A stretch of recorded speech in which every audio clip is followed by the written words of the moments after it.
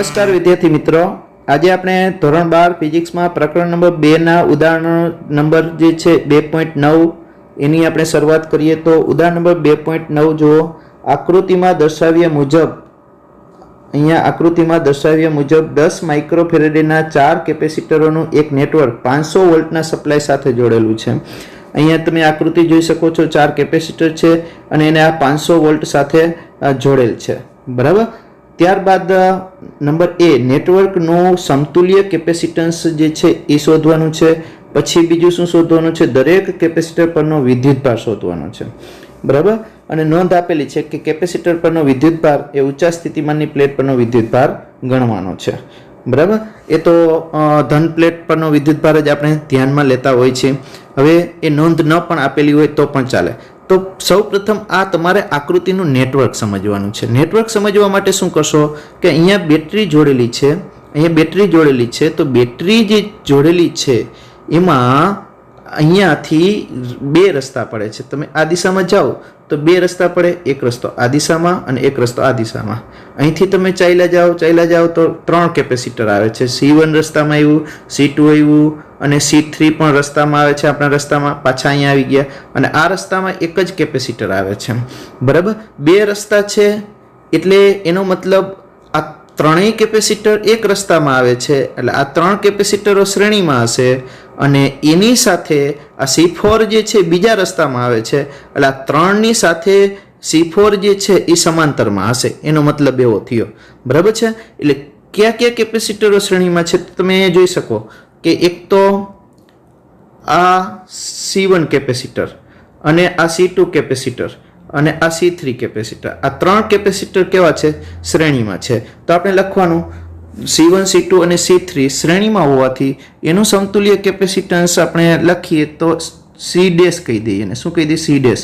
C dash 1/C dash. શ્રેણી જોડાણ માટેનું સૂત્ર યાદ કરો, 1/C dash 1/C dash. 1/C dash is equal to શું થશે? 1/C1 plus 1/C2 plus 1/C3 થશે, બરાબર. તો એક કેપેસિટન્સનું મૂલ્ય કેટલું છે? 10. તો 1/10 વત્તા 1/10. અહીંયા મોબાઈલમાં વ્યવસ્થિત લખી નથી શકાતું ટચ સ્ક્રીનમાં, બરાબર. એટલે તમે જરાક સમજવાનો પ્રયત્ન કરજો. 10. તો અહીંયા શું થશે? 3/10 થઈ જશે. 3/10 થઈ જશે. શેના બરાબર? 1/C ડેશ બરાબર. તો આ C ડેશ ઉલટાવી દઈએ તો C ડેશ બરાબર શું થઈ જાય? 10/3 થઈ જશે. શું થઈ જશે? 10/3 માઇક્રોફેરેડે. આ શું મળ્યા આપણે? C ડેશ મળી ગયા. આ C ડેશ જે છે એ C ડેશ આ C4 સાથે કેવા જોડાણમાં થશે? C4 સાથે સમાંતરમાં થશે. તો વળી પાછું આપણે શું લખવાનું? અહીંયા શું લખવાનું? C ડેશ અને C4 કેવા છે? સમાંતરમાં છે. તો સમાંતરમાં છે તો એનું સમતુલ્ય જે છે એને C કહી દઈ તો C ડેશ પ્લસ શું થશે? C4 થશે. C ડેશ કેટલા છે? આપણે 10/3 મળ્યા અને C4 કેટલા છે? 10 છે. તો સમતુલ્ય C ઇઝ ઇક્વલ ટુ શું થશે? આનો લસા લેશો તો 30 પ્લસ 10 એટલે 40/3 માઇક્રોફેરેડે. તો આપણો આ એક જવાબ થયો. 40/3 ને આપણે શું કહી શકીએ? 13.3 માઇક્રોફેરેડે, બરાબર. આ શું મળ્યો? C મળ્યો. આ આપણો એક જવાબ થયો A. આ આપણો જવાબ A થયો, બરાબર. આ રીતે સમજવાનો પ્રયત્ન કરજો. પછી શું કીધું છે? દરેક ઉપરનો વિદ્યુતભાર કીધો છે.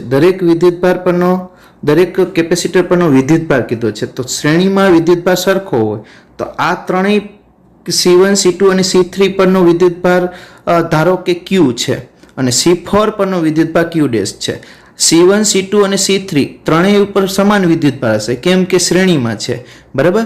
તો શ્રેણીમાં છે તો ત્રણેય પરનો વિદ્યુતભાર ધારો કે શું છે? Q. અને C4 પરનો વિદ્યુતભાર આપણે ધારી લઈએ Q ડેશ છે. તો આપણે વિદ્યુત સ્થિતિમાન તો જાણીએ છીએ, તમને ખબર છે સમાંતરમાં વિદ્યુત સ્થિતિમાન સરખું હોય તો આ C4 જે છે એના બે છેડા વચ્ચેનું વિદ્યુત સ્થિતિમાન શું છે? 500. અને આ C1, C2 અને C3 ના અંતિમ બે છેડા વચ્ચેનું વિદ્યુત સ્થિતિમાન શું છે? 500 છે. તો આપણે શું સિમ્પલ રીતે વિદ્યુતભાર શોધી શકીએ? અહીંયા સિમ્પલ રીતે હું કેલ્ક્યુલેશન કરું છું બાજુમાં અહીંયા કે આપણે અહીંયા ધારી લીધો છે કે C1 C2 અને C3 શ્રેણીમાં હોવાથી સમાન વિદ્યુતભાર ધારો કે Q છે, સમાન વિદ્યુતભાર Q છે, તો આટલું બધું લખવાની જરૂર નથી. તમે ડાયરેક્ટ પણ કરી શકો કે Q upon C dash is equal to V. તો Q ઇઝ ઇક્વલ ટુ શું થશે? C ડેશ V એટલે કેટલા? 500. તો આપણી પાસે C ડેશની કિંમત છે કેટલી? 40/3 ગુણ્યા કેટલા કરવાના? 500. આનું સાદુરૂપ આપશો એટલે Q વિદ્યુતભાર મળશે. શું મળશે? Q વિદ્યુતભાર કેટલો મળશે? આનું સાદુરૂપ આપશો એટલે Q વિદ્યુતભાર તો કે 1.7 ગુણ્યા 10⁻³ માઇક્રો ફેરેડે છે, બરાબર. માઇક્રોને તમારે ફેરેડેમાં ફેરવશો એટલે કુલંબ મળશે. 1.7 ગુણ્યા 10⁻³ કુલંબ મળશે. શું મળશે? C1 C2 અને C3 પરનો વિદ્યુતભાર. C1 C2 અને C3 પરનો વિદ્યુતભાર Q બરાબર 1.7 ગુણ્યા 10⁻³ મળશે. બીજી C4 પરનો વિદ્યુતભાર શોધવા માટેની સિમ્પલ મેથડ તો કે Q ડેશ છેદમાં C4 is equal to V. તો આપણે Q ડેશને કરતા કરીએ, Q ડેશને કરતા કરીએ તો Q ડેશને કરતા કરો તો શું થાય? Q dash is equal to C4 V. C4 આપણી પાસે છે 10 માઇક્રો એટલે 10⁻6 અને V આપણી પાસે છે 500. આનું સાદુરૂપ આપશો એટલે આ જવાબ આવશે. અહીંયા આપેલો છે, તમે જોઈ શકો છો, 5 ગુણ્યા 10⁻3. બરાબર.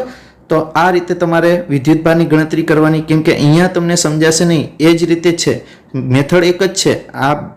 આ જ મેથડ છે. જો અહીંયા Q વિદ્યુતભાર ધારેલો છે તો 500 ગુણ્યા C ડેશ કર્યા એ સાદુરૂપ આપ્યું. જે આપણે અહીંયા આપેલું છે એ જ છે, અને આ જે સાદુરૂપ આપેલું છે એ અહીંયા આપેલું છે. અહીંયા તમે જોઈ શકો તો આ જ છે. હા, બરાબર. સેમ મેથડ છે, પણ આ જે અટપટું લાગશે એ તમને સમજાશે નહીં.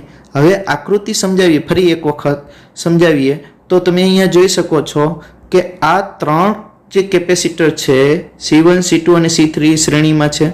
આગળ આકૃતિમાં આ ત્રણેય કેપેસિટર શ્રેણીમાં છે. એને અહીંયા શું બતાવ્યા છે? શ્રેણીમાં જોડીને બતાવેલા છે. આ 3 કેપેસિટરો જે છે એ શ્રેણીમાં છે. એની સાથે આ C4 જે છે એ કેવો છે? સમાંતરમાં છે. બરાબર. હવે વાત કરીએ એ ત્રણેયનો સમતુલ્ય કેટલો મળે છે? આ ત્રણેયનો સમતુલ્ય C ડેશ મળે છે. એ C ડેશ C4 સાથે સમાંતરમાં છે. સરવાળો કર્યો, સાદુરૂપ આપ્યું તો 40/3 માઇક્રોફેરેડ એટલે CAD. અહીંયા AD છે, ભૂલ સુધારી નાખજો. અહીંયા D છે, AB નથી. A અને D બિંદુ વચ્ચે સમતુલ્ય કેપેસિટન્સ એટલે CAD કહેવાય. CAD લખ્યા છે. એ કેટલા છે? 40/3. આપણે અહીંયા C કીધા છે, એને CAD કહેશો તો પણ ચાલશે. બરાબર. અને વિદ્યુતભાર શ્રેણીમાં કેવો હોય? સરખો હોય. એટલે અહીંયાથી તમારે આ કરવાના બદલે તમારે સીધા અહીંયા આવી જવાનું છે આ પોઈન્ટ ઉપર, અહીંથી આટલું. બરાબર. એટલે તમને સિમ્પલ રીતે સમજાઈ જશે, જે મેં અહીંયા સાદુરૂપ આપેલું છે. ઉદાહરણ નંબર 2.10. 2.10માં રકમ વાંચો. 900 pF પાઇકોફેરેડેના એક કેપેસિટરને 100 વોલ્ટની બેટરી વડે વિદ્યુતભારિત કરાય છે. આકૃતિ એમાં દર્શાવ્યા મુજબ છે. અને સ્થિતિ ઉર્જા જે છે એ કેપેસિટર વડે સંગ્રહ પામશે. કેટલી સ્થિતિ ઉર્જા સંગ્રહ પામશે એ શોધવાનું છે. બરાબર. નંબર A માં. અને નંબર B માં શું કીધું છે? આ કેપેસિટર જે છે એને બેટરીથી જોડાણ દૂર કરી 900 pF ના કેપેસિટર સાથે જોડવામાં આવે છે. તો આકૃતિ B મુજબ હવે આ તંત્ર વડે કેટલી સ્થિતિ ઉર્જા સંગ્રહ પામશે એ આપણે શોધવાનું છે. તો અહીંયા આની પહેલાં પણ સ્વાધ્યાયનો દાખલા અને જેવો જ એક આપણે કીધેલો છે અને આપણે ગણાવેલો છે. બરાબર. સેમ દાખલો છે. પહેલાં નંબર A ની વાત કરીએ. નંબર A ની વાત કરીએ તો કેપેસિટન્સ અહીંયા આપેલું છે, જુઓ 900 pF. તો કેપેસિટન્સ C બરાબર કેટલા લખ્યા આપણે? 900 pF. કેના બરાબર? કેપેસિટન્સ C બરાબર 900 pF. P એટલે 10⁻12 એટલે 9 ગુણ્યા 10⁻10 થઈ જાય, કેમ કે અહીં 900 છે તો 10⁻10 ફેરેડે થઈ જાય, બરાબર. અને V આપ્યા છે 100 વોલ્ટ. C અને V આપ્યા હોય તો Q તો મળે જ, કેમ કે Q = CV, તો વિદ્યુતભાર Q મળી જાય. Q = 9 ગુણ્યા 10⁻8 કુલમ વિદ્યુતભાર શોધી લેવાનો. પછી આપણી પાસે 1/2 CV² સૂત્ર છે, આમાં ડાયરેક્ટ કિંમત મૂકો 1/2 CV² માં તો પણ ચાલે, અથવા 1/2 QV માં કિંમત મૂકશો તો પણ ચાલશે હજુ, અથવા 1/2 Q²/C સૂત્ર પણ છે ઉર્જાનું, 1/2 Q²/C સૂત્ર છે એમાં મૂકશો તો પણ ચાલશે, બરાબર. તો પણ ઉર્જા આ ત્રણમાંથી કોઈ પણ સૂત્રમાં કિંમત મૂકશો તો પણ આ જવાબ આવશે, કેમ કે આપણી પાસે Q પણ છે, અહીંયા Q પણ છે, V પણ છે અને C પણ છે, ત્રણેય છે. એટલે ઉર્જાના 3 સૂત્રો છે. સ્થિતિ ઉર્જાના કેપેસિટરમાં સંગ્રહિત સ્થિતિ ઉર્જાના આપણી પાસે 3 સૂત્ર છે. 3 સૂત્રમાંથી તમે કોઈ પણ સૂત્રમાં કિંમત મૂકશો તો પણ આ જવાબ આવી જશે એનો. હવે B, પ્રશ્ન B માં શું છે કે હવે અહીંયા બેટરી જે છે, આ બેટરી એ બેટરીને દૂર કરી, આ બેટરીને દૂર કરી, એ બેટરીની જગ્યાએ એવું જ એક 900 pf નું કેપેસિટર સમાંતરમાં જોડી દીધું. સમાંતરમાં જોડતા શું થાય છે, આના ઉપરનો જે Q વિદ્યુતભાર હતો ને એ Q વિદ્યુતભારના ભાગ પડી જાય છે, કેમ કે બીજું જે કેપેસિટર છે ને એ જ્યારે જોડ્યું ને ત્યારે તટસ્થ હતું. તટસ્થ એટલે કે ચાર્જ નહોતું, વિદ્યુતભાર રહિત હતું. વિદ્યુતભાર રહિત હતું એટલે આના ઉપરથી અડધો વિદ્યુતભાર જે છે એ આના ઉપર આવતો રહીએ. અડધો જ કેમ આવે છે તો કે બંને કેપેસિટર સરખા છે એટલે અડધો વિદ્યુતભાર આવે છે, નહીં તો સરખા જ ભાગ પડે એવું નહીં. જો કેપેસિટન્સ અહીંયા 900 pf 900 pf જ છે બે, જો સરખા ન હોત તો સરખા ન ભાગ પડે, બરાબર. પણ સરખા છે તો બંને ઉપર વિદ્યુતભાર કેવો સરખો ભાગ પડી જાય છે. તો હવે આ બંને ઉપરનો વિદ્યુતભાર કેટલો છે, Q/2 Q/2 છે. તો Q/2 Q/2 છે તો નવો વિદ્યુતભાર Q' ની આપણે ગણતરી કરીએ તો નવો વિદ્યુતભાર Q' બરાબર શું થશે, Q' બરાબર Q/2. Q આપણી પાસે હતા આગળ મેળવાય 9 ગુણ્યા 10⁻8, બરાબર. 10⁻8 હતા, એને ભાગ્યા 2 કરશો એટલે કેટલો વિદ્યુતભાર મળે છે, અહીંયા તમે જોઈ શકો છો 4.5 ગુણ્યા 10⁻8 કુલમ વિદ્યુતભાર મળે છે. તો હવે આ સ્થિતિમાં તંત્રની સ્થિતિ ઉર્જા કેટલી, તો આ સ્થિતિમાં આપણે તંત્રની સ્થિતિ ઉર્જા શોધવી હોય તો અહીંયા આપણું નવું સૂત્ર શું થશે, Q'/C, Q'/2/C. Q' ની જગ્યાએ કેટલા મૂક્યા, 4.5 ગુણ્યા 10⁻8 એનો સ્ક્વેર, અને C ની જગ્યાએ કેટલા મૂકવાના, 2 તો છે જ, અને C ની જગ્યાએ કેટલા મૂકવાના, 9 ગુણ્યા 10⁻9, અને સાદુરૂપ આપશો તો U ની કિંમત મળશે 2.25 ગુણ્યા 10⁻6 જૂલ, બરાબર. અહીંયા એ પણ સૂત્ર વાપરી શકો, મેં તમને એક સૂત્ર શીખવાડેલું હતું યાદ હોય તો, ΔU = 1/2 C1 C2 V1 - V2 આખાનો square છેદમાં C1 + C2. આ સૂત્રમાં કિંમત મૂકશો 1/2 આ 900 pf એટલે 9 ગુણ્યા 10⁻10 કેટલી વખત, 2 વખત, એટલે સ્ક્વેર કરી નાખીએ, બરાબર. અને V1 ની જગ્યાએ 100 અને V2 ની જગ્યાએ 0 અને એનો સ્ક્વેર, અને છેદમાં શું આવશે 9 + 9 અને 10⁻10 કોમન કાઢ લઈ, બરાબર, એટલે કે 18 થઈ જશે.